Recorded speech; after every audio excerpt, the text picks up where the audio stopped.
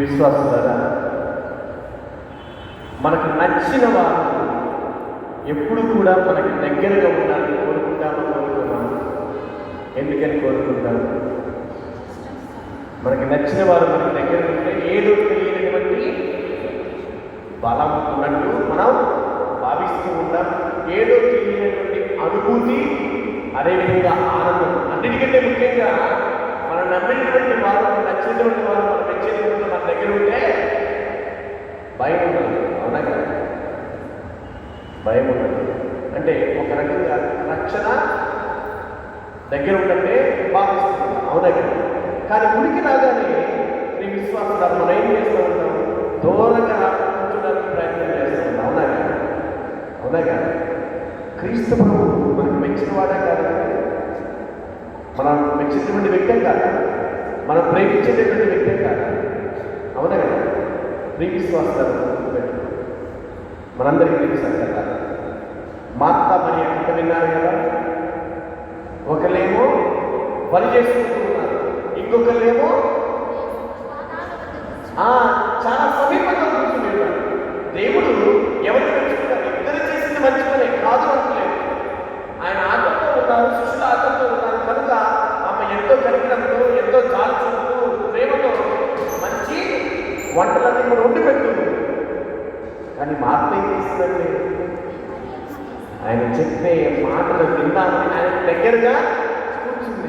చివరికి ఒక మాట ఏమన్నాడు? దానికంటే ఉత్తమమైన దాన్ని, ఒక రకంగా చెప్పాలంటే మనం కూడా ఉత్తమమైన దాన్ని ఎన్నుకున్నాం. కావాలంటే ఇంకా ఉండొచ్చు, అవునగానే టీవీ ముందు కూర్చోవచ్చు, లేకపోతే మొబైల్లో ఏదో చేసుకోవచ్చు. కానీ మనందరం కూడా మాత్రమే ఒక ఉత్తమమైన దాన్ని ఎన్నుకున్నాం. మరి ఎన్నుకున్నటువంటి ఆ ఉత్తమమైన దానిని మన నుండి దేవుడు వేరుపడకుండా ఉండాలి అంటే ఏం చేయాలంటే మార్త వల్ల దగ్గరగా ఉండాలి, క్రీస్తుకు దగ్గరగా ఉండాలి. మనం ప్రేమించే వ్యక్తులకు, మనం నచ్చినటువంటి వ్యక్తులకు ఎంత సమీపంగా ఉంటామో, అవునా కదా?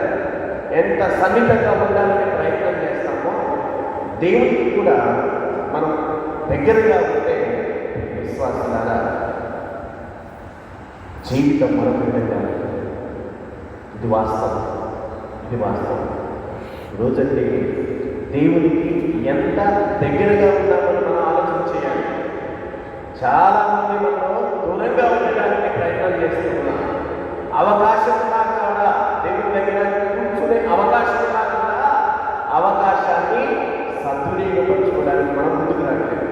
మీరు నమ్ముతున్నారు, వచ్చే చాలా టైర్డ్ అయిపోయాయి, క్యాన్సిల్ అయితే బాగుంది ప్రార్థన అనుకున్నాను.